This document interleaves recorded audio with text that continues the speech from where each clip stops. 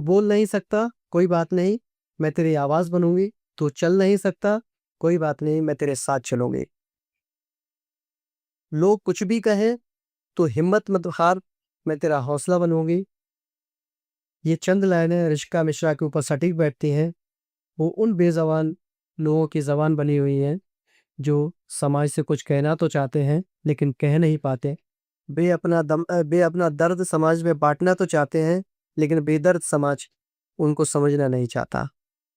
उन्हीं की आवाज़ को समाज में बुलंद करने के लिए और लोगों को महसूस कराने के लिए रिश्का ऐसे मूक बधिर बच्चों के साथ काम कर रही हैं।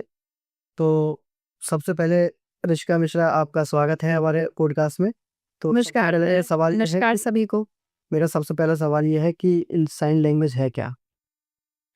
साइन लैंग्वेज एक सांकेतिक भाषा है जिसमें अब हम लोग जैसे सारी हमारी हिंदी, इंग्लिश, सारी जितनी भाषा हैं, उर्दू वगैरह, उन सब में एक साइन लैंग्वेज भी एक लैंग्वेज है जिसमें हम गूंगे-बहरे बच्चों को और जो साइन लैंग्वेज जो बोल नहीं पाते हैं, सुन नहीं पाते हैं, उनको हम किस तरह से अपनी बात को बताएँ या कि वो अपनी बात हमें शेयर कर सकें। कोई भी बात वो साइन लैंग्वेज के थ्रू हमें बताते हैं।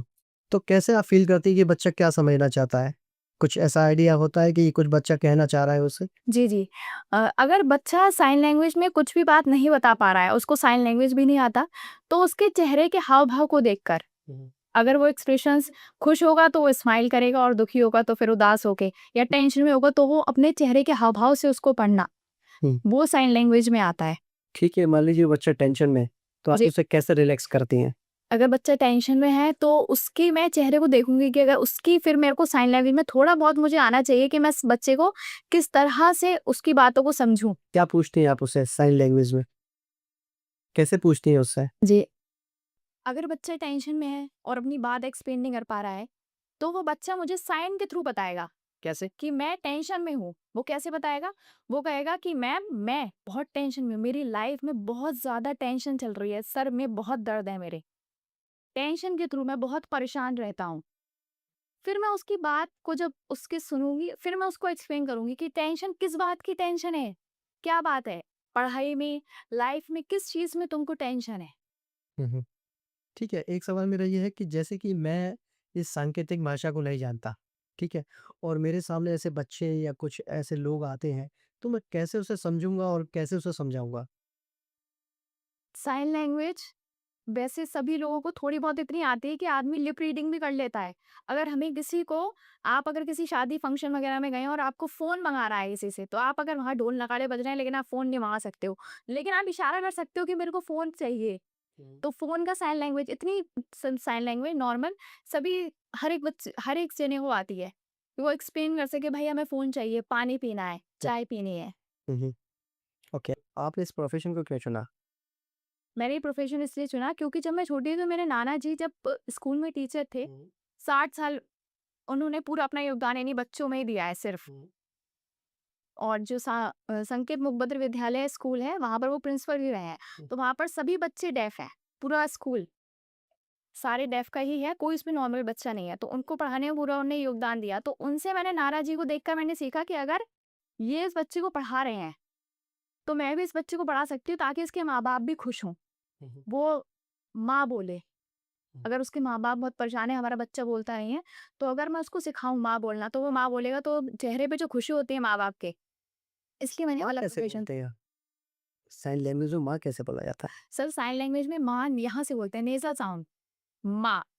अगर आप अपने फिंगर को नोज़ पे रखेंगे और जब आप वाइब्रेट करेंगे अंदर से माँ, तब माँ निकलेगा। ओके।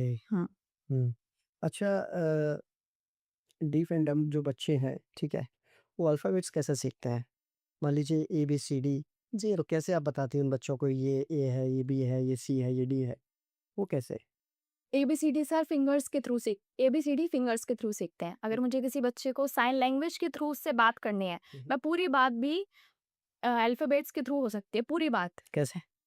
जैसे कि ए फॉर एप्पल? एबीसीडी पूरा ए हाँ जी, जी, A for apple? A for apple,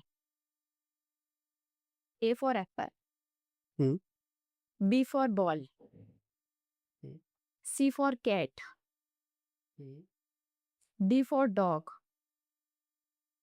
हुँ। अच्छा, यही अगर हिंदी वर्णमाला की बात करें तो हिंदी वर्णमाला में सर हिंदी वर्णमाला में जब हम बच्चे को स्पीच कराते हैं, स्पीच थेरेपी, जैसे कि माँ, पापा, लिप्स हमारे एक दूसरे के साथ मिलते हैं तो फिर पापा निकलता है।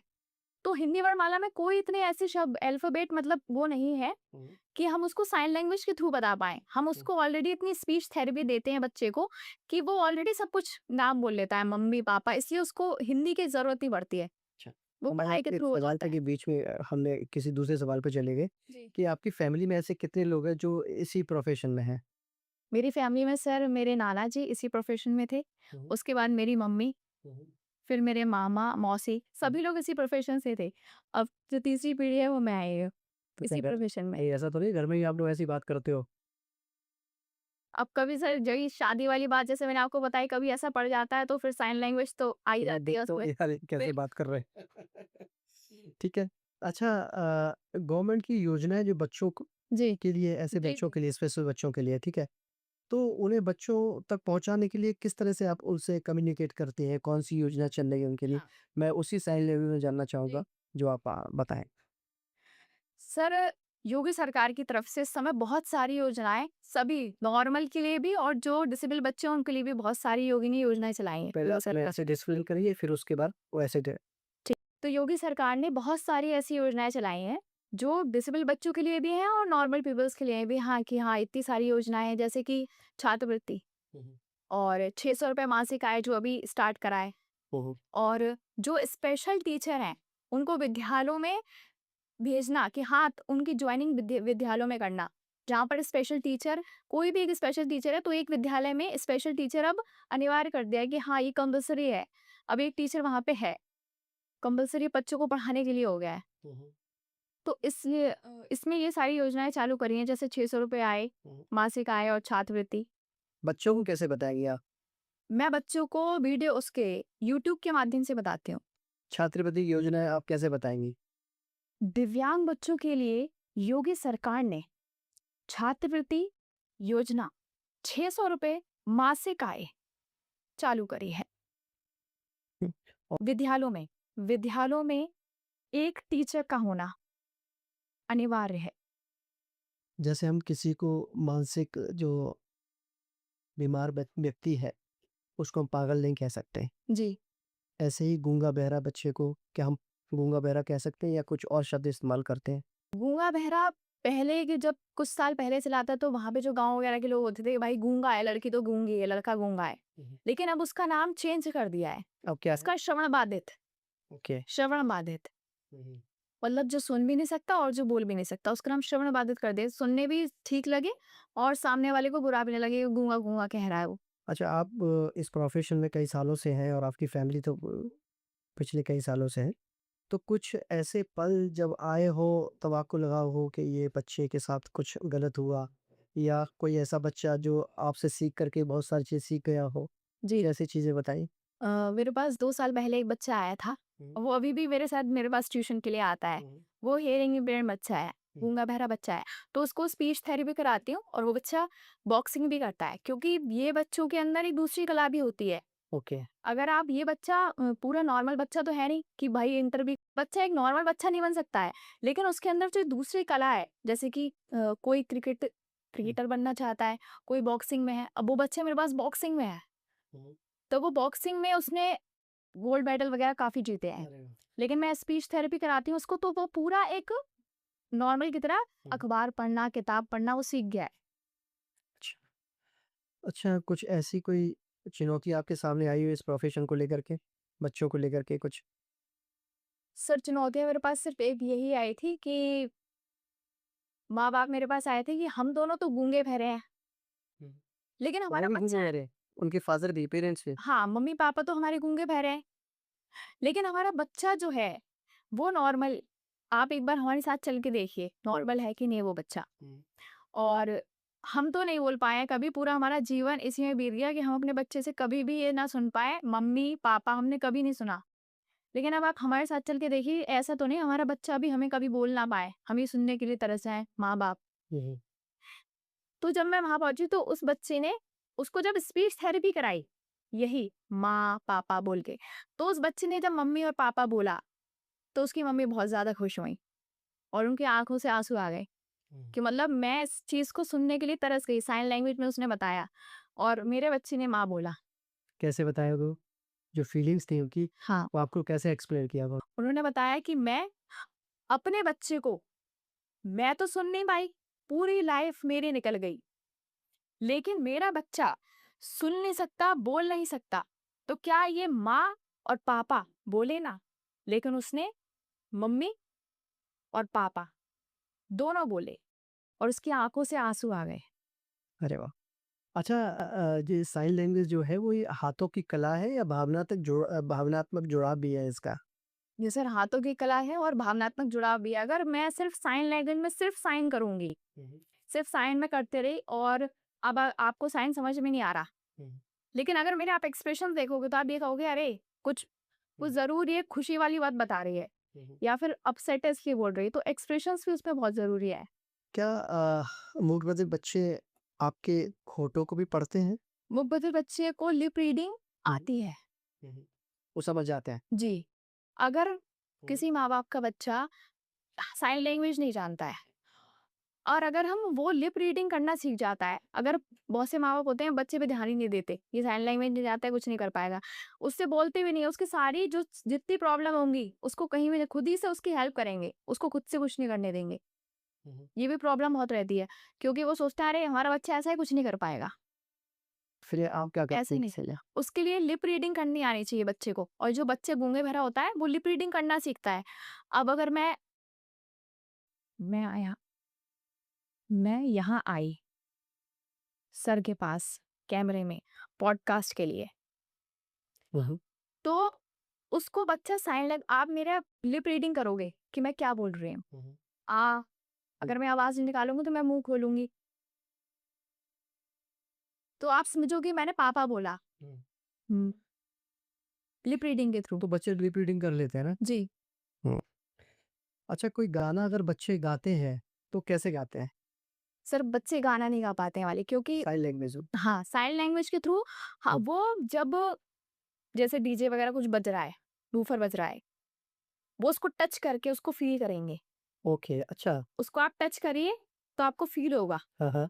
फिर? उसके थ्रू वो साइन लैंग्वेज के थ्रू उसको अपने आप उनको बनाएंगे गाने को साइन लैंग्वेज के थ्रू कि भाई इनने टच करके उनको फील हुआ ये कौन सा गाना बज रहा है। फिर वो उसको जैसे क्या उस गाने को फ़ील कर लेते हैं कि ये वाला गाना बज रहा है? जी गाने को फील करेंगे उसको टच करके वो कि देखिए गाना बज रहा है दुक दुक दुक, तब वो उसको फील करेंगे। फिर वो साइन लैंग्वेज के थ्रू अब जैसे कि प्रोग्राम्स वगैरह होते हैं उनके बहरे बच्चे सब लोग हुँ। ये सब करते हैं। कैसे करते हैं कुछ बताइए ज़रा इसको? जैसे मान लीजिए कोई गाना है अ, दिल दिया है जान भी देंगे ऐ वतन तेरे लिए, इसको कैसे डिफाइन करेंगे बच्चे साइन लैंग्वेज में? दिल दिया है जान भी देंगे ए वतन तेरे लिए। अभी पिछले साल अब इसी साल महाकुंभ निकल के जी गया है। आपने उसमें बड़ा काम किया जी सर। महाकुंभ पे, है ना? वो क्या काम था आपका? और लोगों ने बड़ा एप्रिशिएट किया उसको। उसके बारे में थोड़ा बताइए। सर महाकुंभ में ऐसे बहुत से ऐसे बच्चे थे और बहुत से ऐसे लोग थे जो दूर रहते हैं लेकिन वो नहीं जा पा रहे थे महाकुंभ में कि ये क्या चीज़ है, महाकुंभ क्या है। बहुत से लोग नहीं जानते हैं इसको, श्रवण बाधित बच्चे और भी लोग नहीं जानते कि भाई महाकुंभ आखिर है क्या, यहाँ पे इतनी जनता पहुंची है और इतनी भीड़ भाड़ है, बाबा वगैरह सब लोग हैं, तो आखिर है क्या ऐसा। तो मैंने साइन लैंग्वेज के थ्रू यूट्यूब पर मैंने साइन लैंग्वेज के थ्रू उनको बताया कि ये महाकुंभ है और इसमें ऐसे ऐसे लोग पहुंचे हैं, योगी आदित्यनाथ सरकार के द्वारा ये महाकुंभ पूरा लगाया गया है और उसमें यहाँ से इतने दूर दराज से लोग आए हैं। कैसे बताएँ? 1-2 एग्ज़ाम्पल दीजिए। महाकुंभ 2025 महाकुंभ 2025 में दूर दराज से लोग आए स्नान करने के लिए। ऐसे मूक बधिर बच्चों के लिए या ऐसे मूक बधिर बच्चों का जब उत्पीड़न होता है, तो उस टाइम वो कैसे अपने आप को बचा पाते हैं या किस लैंग्वेज में वो बात कर पाते हैं? वो थोड़ा-सा बताएँ। अगर श्रवण बाधित बच्चे या फिर कोई भी दिव्यांग बच्चे के साथ कोई उत्पीड़न हो रहा है तो उनसे कहो वो घबराए नहीं, डरो मत, अपनी बात बोलो। फोन से 1098 पे कॉल करो। अच्छा, एक सवाल मेरा बीच में छूट गया कि जैसे मुँह बधिर बच्चे हैं, जी। है ना? उस समाज में लोग उसे किस दृष्टि से देखते हैं आज भी? आप तो फ़ील करती होंगी क्योंकि आप उनसे जुड़ी हुई हैं। जी सर। जी। जब लोग ये नहीं जानते थे कि साइन लैंग्वेज भी कुछ है और ये श्रवण बाधित बच्चे भी कुछ कर पाएँगे अपनी लाइफ में, सीख नहीं पाएँगे, कुछ नहीं कर सकते, इसके अंदर कोई टैलेंट नहीं है इन बच्चों के अंदर। तो वो सिर्फ नॉर्मल बच्चों पे ही ध्यान देते थे, चाहे स्कूल में टीचर्स हों, चाहे घर में मम्मी-पापा या फिर उनके फ्रेंड्स। क्योंकि इन बच्चों को हमेशा ऐसा रहता था कि अरे ये हम हमारे साथ नहीं खेलेंगे, जो नॉर्मल बच्चे होंगे वो उनके साथ नहीं खेलेंगे, कि अरे ये तो सुनने वाला, बोलने वाला है, क्या खेलेगा हमारे साथ। तो इनको बहुत ही ज़्यादा एक हीन भावना से देखा जाता होगा। इनको बहुत ज़्यादा हीन भावना से देखा गया कि अरे ये बच्चे कुछ नहीं कर सकते हैं। बस नॉर्मल बच्चे ही सब कुछ कर सकते हैं, इनका कुछ भी नहीं है, ना गेम्स में है ये, ना पढ़ाई में, हमारे बराबरी के नहीं है ये बच्चे, हम इनके साथ क्यों बातचीत करें, ना कुछ नहीं कर पाएंगे। तो अब जो आया है, अब जब योगी सरकार के द्वारा इन सब बच्चों पे जब ध्यान दिया गया है, जो छात्रवृत्ति और इन लोगों के लिए इतनी सारी योजनाएं जो योगी सरकार ने लगाई हैं इन लोगों के लिए, कि भाई नॉर्मल बच्चों के लिए भी और दिव्यांग बच्चों के लिए भी, इनके लिए इतना सारा योगी सरकार ने जब वो किया है, अपना पूरा योगदान दिया है, तो इसमें इन बच्चों को mummy papa, friends, teachers, school में शिक्षक भी इनके लिए अब रख लिए गए हैं दिव्यांग बच्चों के लिए। तो इसलिए जब टीचर्स भी इनके लिए रख लिए गए हैं, तो अब टीचर्स इनके ऊपर बच्चों पे ध्यान देते हैं कि नहीं, ये बच्चे भी बहुत कुछ कर सकते हैं अपने आप लाइफ में। अगर ये पढ़ नहीं सकते तो क्या हुआ, किसी स्पोर्ट्स में जा सकते हैं, बैडमिंटन, बैट बॉल। तो ये बच्चे ज़रूरी नहीं है कि पढ़े तभी ये पूरा वो बनेंगे, लेकिन ये बच्चों में अलग से जो टैलेंट होता है उसके थ्रू ये अपने आप को बहुत ज़्यादा। क्या ऐसे बच्चे कंप्यूटर पे मोबाइल भी चला सकते हैं? जी, ऐसे बच्चे अगर बोल नहीं सकते, अगर हम उनसे व्हाट्सएप पर कम्युनिकेट करें तो वो पूरा अपनी बात व्हाट्सएप के थ्रू करते हैं, क्योंकि साइन लैंग्वेज के थ्रू अगर वो नहीं कर रहे हैं, जैसे कि ज़्यादातर लोगों को साइन लैंग्वेज अभी काफ़ी लोगों को नहीं आती है। साइन लैंग्वेज बहुत सारे लोग हैं जिनको नहीं आती है, लेकिन बच्चों को अगर बातचीत करनी है, बातचीत वो कैसे करेंगे, अपने फ्रेंड से बातचीत करनी है, फ़ोन के थ्रू अपनी पूरी बात टाइपिंग के थ्रू कर सकते हैं, अच्छा, क्योंकि तो उनके अंदर बनाते हैं सर। सेंस तो पूरा है ना, माइंड तो पूरा है उनके साथ, बस साइन लैंग्वेज ही तो नहीं जानते, आवाज़ ही तो बाहर नहीं निकल रही है, बाकी सब तो वो सब चीज़ जानते हैं ना। कैसे क्या भाई, सब कुछ बोलना, चालना, सब कुछ उनके दिमाग में सब कुछ है कि अगर ये मुझसे पूछ रहा है तो मेरे को क्या जवाब दे रहा है। वो साइन लैंग्वेज के थ्रू नहीं बताएगा, आवाज़ उसकी बाहर नहीं आएगी, लेकिन वो टाइपिंग के थ्रू पूरा बता सकता है अपनी बात को। अच्छा, कॉलिंग नहीं कर सकते हैं। कॉलिंग पे बात नहीं कर सकते, वो वीडियो कॉल के बाद से वीडियो कॉल कर सकते हैं, वीडियो कॉल करके वो पूरी बात बता सकते हैं अपनी साइन लैंग्वेज के थ्रू कि कैसे क्या हुआ ये सब। आपने किस-किस इश्यू पे ऐसे काम किया है जो वीडियो बना के अपलोड किया है? मैंने सर महाकुंभ पर, कुमार विश्वास पर, जैसे लोगों ने बच्चों ने मुझसे बोला कि ये कौन है, योगी आदित्यनाथ अच्छा, मुख्यमंत्री हैं, तो ऐसे लेकिन पूछते हैं ये कौन है? हाँ मुख्यमंत्री है, लेकिन ये कर क्या रहे हैं। ओके। जैसे अब उनके यहाँ टीवी नहीं है और नहीं देख पा रहे हैं, लेकिन फोन सबके पास है, तो मैंने उनको फोन के माध्यम से बताया कि ये मुख्यमंत्री योगी आदित्यनाथ है और उन्होंने इस प्रकार की योजनाएं चालू करी हैं हम सब लोगों के लिए और आप लोगों के लिए। तो उस यूडीआईडी कार्ड बनवाना, ये सब चीजें योगी सरकार के द्वारा ही हम लोगों को प्राप्त हुई ना, बच्चे सारी जानकारी ले पाते हैं इसके माध्यम से। तो वो मैंने सब साइन लैंग्वेज के थ्रू उनको वीडियो से बताया, साइन लैंग्वेज के माध्यम से, कि टीवी नहीं है तो चलो फोन के माध्यम से इनको ये तो पता चलेगा कि अब ये योजना आ रही है तो मुझे इसके लिए ये करना है। अच्छा, जब आप स्कूल में पढ़ाती हैं, केवी 2 में हैं आप, जी सर। ठीक है, तो और टीचर्स का रवैया आपके प्रति और उन बच्चों के प्रति कैसा होता है? टीचर्स कोऑर्डिनेट करते हैं बच्चों के साथ भी और मेरे साथ भी, वो पूरा सपोर्ट करते हैं कि अगर मैम ये ऑटिस्टिक बच्चा है तो आप इसको गेम्स के थ्रू पढ़ाइए। तो गेम्स वगैरह सब हैं स्कूल में और मैं गेम्स के थ्रू ही उन बच्चों को पढ़ाती हूँ, क्योंकि ऑटिस्टिक बच्चा हाइपर होता है, हाइपर एक्टिव बच्चा होता है ना, तो वो यहाँ बैठेगा तो वहाँ पहुँच जाएगा, वहाँ से आएगा तो किसी और चीज़ में करेगा, उसका कंसंट्रेशन नहीं होता सही से, किसी भी एक चीज़ को कंसंट्रेट करके नहीं बैठ पाएगा, वो कुछ ना कुछ उधर उधर करता रहेगा बैठ के, कहीं ये कुछ भी करेगा। ऐसे बच्चे में गुस्सा भी ज़्यादा होता है क्या? जी सर, गुस्सा इसलिए होता है क्योंकि अब मैं उसकी बात नहीं मानूंगी, अगर मैं उस बच्चे को समझाऊंगी कि नहीं यहाँ बैठो, तो वो इरिटेट हो जाएगा, अरे मुझसे यहाँ क्यों बैठने की कह रही है, मुझे तो वहां जाना है, मुझे बॉल से खेलना है, तो वो बच्चा इरिटेट हो जाता है। अगर उसी के साथ मैं जैसा वो चाहता है वो मैं करूँ, उसको समझा के उसके साथ अगर मैं खेलूं, तो बच्चा मेरे साथ और कनेक्ट होगा, फिर उस बच्चे को इंटरेस्ट आएगा मेरे पास बैठने में, मुझसे बात करने में, फिर वो बैठेगा, फिर वो धीरे धीरे अपनी और एक्टिविटीज करेगा, फिर वो खेलेगा, फिर मम्मी पापा के साथ भी बैठेगा, थोड़ा समय बिताएगा, टीवी भी देखेगा। कुछ और बताइए ऐसे बच्चों के बारे में, जैसे आप बता रही कि बच्चा इरिटेट होके भागता है जी या गुस्सा होता है, क्या बच्चे आपस में मारपीट भी कर देते हैं? सर मारपीट आपस में बच्चे नहीं करते हैं। अगर वही बात है, अगर वो जो चाहते हैं उनकी मर्जी का करो तो वो बच्चे ठीक रहेंगे। लेकिन अगर आपने जरा सा भी ऐसे डांट दिया कि नहीं डंडा लेके खड़े हो गए, तू यहीं बैठेगा, यहाँ से नहीं जाएगा, तो बच्चा इरिटेट हो जाएगा कि अरे वो डरने लगेगा टीचर से अपने या किसी से भी। अगर आप उसको प्यार से हैंडल नहीं करोगे, डांट फटकार के हैंडल करोगे, तो बच्चा आपके काबू में आ ही नहीं सकता है। तो बच्चों को डांटती भी है या डंडा भी चलाती है? नहीं बस सर, डांटती नहीं हूँ और डंडा भी नहीं चलाती हूँ, क्योंकि बच्चे जब दिव्यांग हैं तो उनको मैं मार के क्या करूँगी। इशिका जी, जैसे कि ये मुंह बधिर बच्चे हैं, जी ठीक है, और आजकल देख रहे हैं कि कई गवर्नमेंट की बहुत सारी स्कीम चलती है और उसमें टीचिंग स्टाफ भी रखा जा रहा है।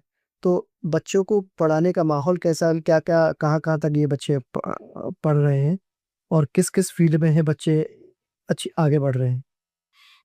योगी सरकार के द्वारा इन बच्चों के लिए एक जब अलग से टीचर स्कूल में रखे गए हैं, तो उनके लिए पूरा जो टीचर का जो पूरा सामान है, जैसे बच्चों को किस तरह पढ़ाना है, ऑटिस्टिक बच्चे को पढ़ाती हैं, ठीक जी है। सर, तो KV2 में क्या फैसिलिटीज इन बच्चों के लिए, स्पेशल बच्चों के लिए? KV2 में पढ़ाने चाहती हूँ मैं। वहाँ पर काफी सारी फैसिलिटीज हैं। वहाँ पर HI बच्चा भी है, लो विजन बच्चा भी है और ऑटिस्टिक बच्चा भी है और इंटेलेक्चुअल डिस्क्राइब करिए कि HI क्या है और सारी चीजें क्या है, बताइए।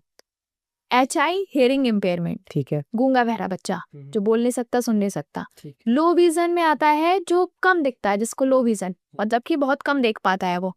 VI बच्चा बिल्कुल ब्लाइंड, पूरा ब्लाइंड, वो ब्रेल के थ्रू पढ़ाई करता है। जो 7 बिंदी आती है उसी के थ्रू उसकी पूरी पढ़ाई होती है, पूरी सब कुछ उसी से करता है वो, 7 बिंदी से। फिर उसके बाद आता है MR, मेंटली रिटार्डेड, जिसको जो बच्चा पढ़ने में बहुत ज्यादा बेकार है और कुछ नहीं कर पाता है, भाई ये तो बिल्कुल एक तरह से पागल बच्चा, कुछ नहीं कर पाएगा, वो MR में आते हैं। फिर आता है इंटेलेक्चुअल डिसेबिलिटी, ID, उसमें सभी प्रकार की दिक्कत होते हैं, जैसे कि बच्चा ऑटिस्टिक भी होगा, हाइपर एक्टिव भी होगा, गूंगा बहरा भी होगा, सुन नहीं सकता है वो भी है ना, बोल नहीं सकता, और जो देख नहीं सकता सही से, लो विजन है, पूरे इंटेलेक्चुअल डिसेबिलिटी सब उसी में आ जाती हैं। ऑटिस्टिक बच्चा अपना ही गुमसुम रहता है, उसको कुछ होश आवाज नहीं है कि क्या हो रहा है, मम्मी क्या कह रही है, कौन क्या कह रहा है, वो अपनी बातों में मग्न रहता है, किसी से कोई मतलब नहीं है। हाइपर एक्टिव बच्चा इधर से उधर भागेगा, बहुत ज्यादा हाइपर होगा, उसको यहाँ मन नहीं लग रहा, वहां बैठ जाएगा, वहां नहीं उठा, वहां से खेलने लगा, पता चला किसी को मार दिए चांटे वाटे, हो सकता है लड़ाई वड़ाई कर ली, बैट लेके चल दिया, ये हाइपर एक्टिव बच्चे ऐसे। तो जो मैं KV में पढ़ा रही हूँ वहाँ पे सभी कैटेगरीज के बच्चे हैं और बिल्कुल अलग से एक रूम दिया गया है जिसमें सारा सामान है ऑटिस्टिक बच्चे के पढ़ाने का, HI बच्चे के पढ़ाने का। HI बच्चे पढ़ाओ तो उसमें स्पीच थेरेपी देनी पड़ती है। स्पीच थेरेपी के थ्रू वो बोलना सीखते हैं, जैसे अभी मैंने आपको बताया था, मम्मी पापा, वो स्पीच थेरेपी के थ्रू बोलना सीखते हैं। और ऑटिस्टिक बच्चों के लिए सारे गेम्स होते हैं वहाँ पर, KV2 में सभी गेम्स हैं। गेम्स के माध्यम से आप बच्चा कंसंट्रेट कर पाता है, बैठ पाता है, 15 मिनट बैठ पाएगा, आधे घंटे बैठ पाएगा। लेकिन ये नहीं अगर हम इन बच्चों को पढ़ाने बैठे तो हम 2 घंटे तक लेके बैठ गए, ऐसा नहीं है। क्योंकि बच्चे, एक नॉर्मल जो आदमी है उसको भी 1 घंटे के बाद ब्रेक चाहिए होता है कि नहीं अब तो चलो कॉफी वॉफी पी लें। लेकिन जो नॉर्मल, जब ये दिव्यांग बच्चे हैं जो, इनको अगर पढ़ाने बैठोगे तो ये आधे घंटे, ज्यादा से ज्यादा 45 मिनट बस। और जो एक क्लास में बच्चा होता है, एक क्लास में बच्चे सिर्फ 6 या 7 ही अलाउड होते हैं, इससे ज्यादा नहीं। ऐसा क्यों? क्योंकि वो जो नॉर्मल बच्चे हैं ना, उनके साथ वो बच्चे बैठ नहीं पाएंगे, ज्यादा हो जाएंगे तो, और टीचर उन सबको नहीं पढ़ा पाएगा नॉर्मल बच्चे के साथ। अगर ये बच्चे नॉर्मल बच्चों के साथ बैठते हैं, नॉर्मल बच्चों के साथ बैठते हैं स्कूल में बच्चे। समावेशी शिक्षा, समावेशी शिक्षा में सभी लोगों को एक साथ लेके चलना। बच्चे समावेशी शिक्षा मतलब हम जो बच्चे नॉर्मल हैं उनके साथ इन बच्चों को बैठाना, उनके साथ ही बातचीत करें, उनकी एक्टिविटी देखें, उन्हीं के साथ अपने आप को जोड़ें।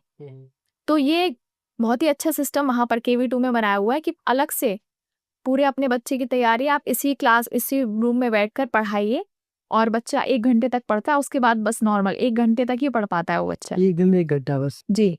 ओके। अच्छा, एक सवाल मेरा ये है कि जैसे मान लीजिए किसी बच्चे का उत्पीड़न होता है, ठीक है, तो सरकार ने बहुत सारी हेल्पलाइन चलाई है जी। तो बच्चा उस हेल्पलाइन का इस्तेमाल कैसे करेगा?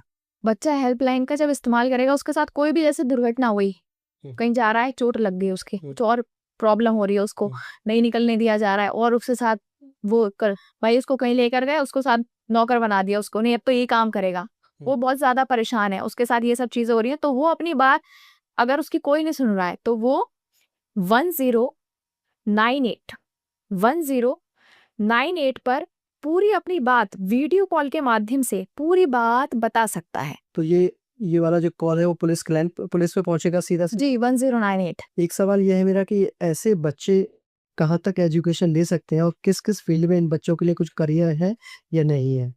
जो HI बच्चा होगा, श्रवण बाधित बच्चा 10th भी कर लेगा, 12th भी कर लेगा, ग्रेजुएशन भी कर लेगा। और अभी जो एक लड़का था वो मैंने देखा, उसने ग्रेजुएशन के बाद वो दुबई में कपड़े की जॉब कर रहा है, मतलब कपड़े की वहाँ पे अरे! शॉप है उसकी, अच्छा। उस लड़के की। हाँ, तो वो हम्म। दुबई में दुकान में काम कर रहा है, वहीं पर ही रहता है। उसके पापा दुबई में ही रहते हैं, शायद कपड़े की वहीं पे शॉप है, तो उसी में उनके साथ पापा के साथ जुड़ गया है। और एक मेरी मम्मी ने एक बच्चे को पढ़ाया था मेरठ में, अच्छा। तो वो उसके पापा की पेंट की दुकान थी, तो वो पेंट की दुकान में बैठता है। वो उनके 2 लड़के हैं बच्चे के। मतलब इतना उनने राइज करा, ऐसा नहीं कि बच्चे अगर एबनॉर्मल है तो वो कुछ कर ही नहीं सकता, कर सकते हैं बच्चे। कर सकते हैं। लेकिन अगर जो ऑटिस्टिक बच्चे, हाइपर एक्टिव बच्चे जो ये हैं, ये बच्चे नॉर्मल पीपल की तरह पढ़ नहीं सकते, इतना 10th नहीं कर सकते, 12th नहीं कर सकते। लेकिन बच्चे को इतना आना चाहिए, टीचर इतना कर देता है कि वो अपने जो डेली नीड्स है उसकी, वो खुद से कर पाए। नहाना, खाना खाना, शर्ट के बटन लगाना, ये चीज वो खुद से करे। इतना बच्चे को बड़ा होके इतना डेवलप हो जाता है वो ये सिखा सारी के। बच्चों को सिखाई जाती है? जी सर, टीचर्स का यही तो काम है। ऑटिस्टिक बच्चे को, स्पेशल एजुकेटर का यही काम है। एक ऑटिस्टिक बच्चे को, आपके पास कोई भी स्पेशल बच्चा है, आप उसको किस तरह से हैंडल करोगे। अब HI बच्चा है, वो सब कुछ नॉर्मल है उसका, सिर्फ सुना और बोल नहीं पाता वो, बाकी अपना सारा काम को खुद से करता है। किसी भी चीज की कोई जरूरत नहीं है कि भाई ये मेरे के लिए, इसके लिए मेरे को खाना खाना है तो मैं जा नहीं पाऊंगा खाना लेने के लिए। लोकोमोटर बच्चा होगा, जो CP बच्चा है, वो पूरे टाइम लेटा रहेगा।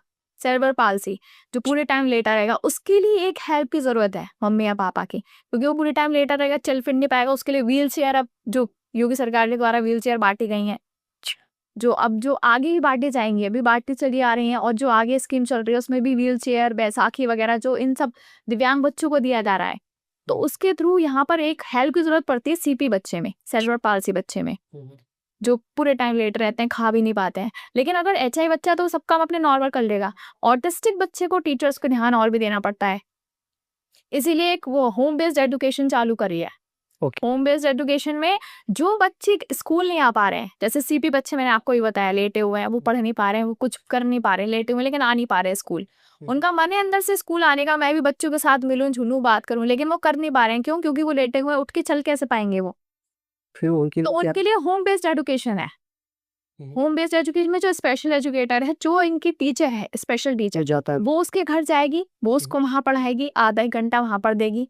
तो होम बेस्ड एजुकेशन ये चालू करी गई है इन बच्चों के लिए जो स्कूल तक नहीं आ पा रहे हैं। तो ये गवर्नमेंट है या प्राइवेट है? Government, home based education government. Okay. अच्छा, जैसे कि BEd, M.Ed, जी नेट, PhD, जो शिक्षक, प्रोफेसर और लेक्चरर के लिए जी। होता है, ऐसे स्पेशल एजुकेटर के लिए क्या क्वालिफिकेशन चाहिए और ये कहाँ कहाँ होता है? स्पेशल एजुकेटर के लिए, विशेष शिक्षक बनने के लिए आपको चाहिए DEd, डिफेंडम स्पेशल एजुकेशन, जिसमें ये चीज कंपलसरी है। 2 साल का पूरा डिप्लोमा है ये। तो ये 12th के बाद अब चालू कर दिया, पहले ये ग्रेजुएशन के बाद थी, लेकिन अब ये स्कीम 12th के बाद स्टार्ट हो गई है। तो आप इसमें इलाहाबाद है, लखनऊ है, तो इसके लिए DEd करा आपने। DEd के बाद आप एक स्पेशल नीड के जो 2 साल का पूरा डिप्लोमा होता है, उसमें सब सिखाया जाता है, कैसे क्या पढ़ना है, क्या पढ़ाना है आपको।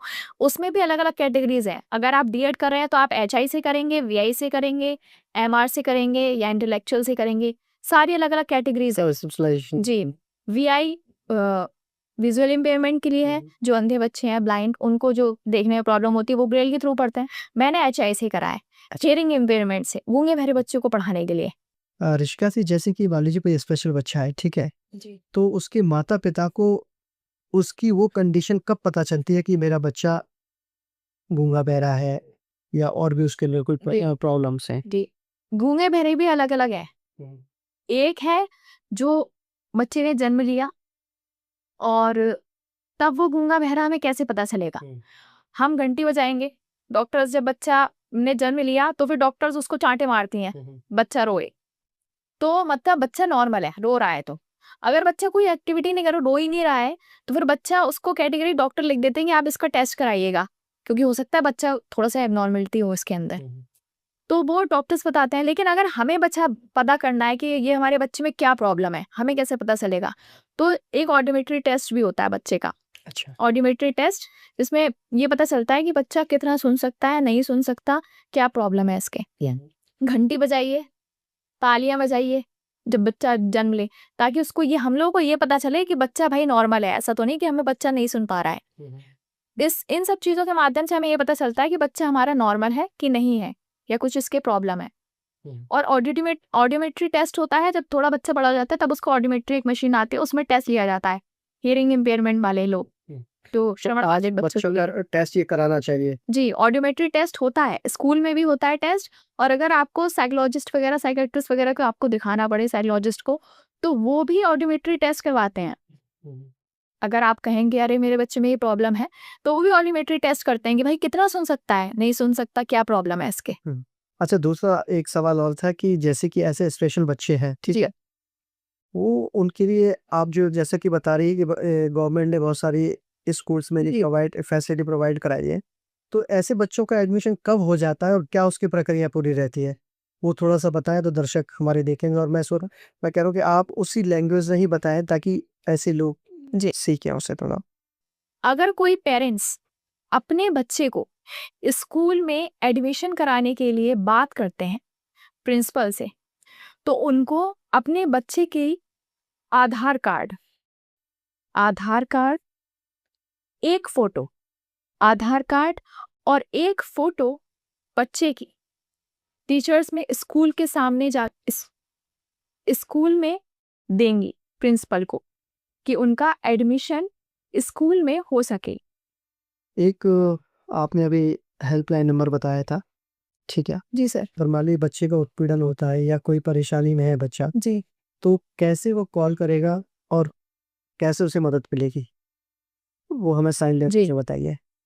अगर दिव्यांग बच्चा है, बोल नहीं पा रहा, सुन भी नहीं पा रहा, दिव्यांग बच्चा है, तो उसको हम, वो बच्चा कहीं रास्ते में जा रहा है और उसके साथ कोई दुर्घटना हो गई, उसका एक्सीडेंट हो गया, लड़ाई हो गई, या कोई और प्रॉब्लम, तो वो अपनी बात सरकार को, तो वो अपनी बात सरकार को 1098 के माध्यम से वीडियो कॉल, फोन पे वीडियो कॉल के माध्यम से अपनी पूरी बात, पूरी जानकारी वीडियो कॉल के माध्यम से देगा।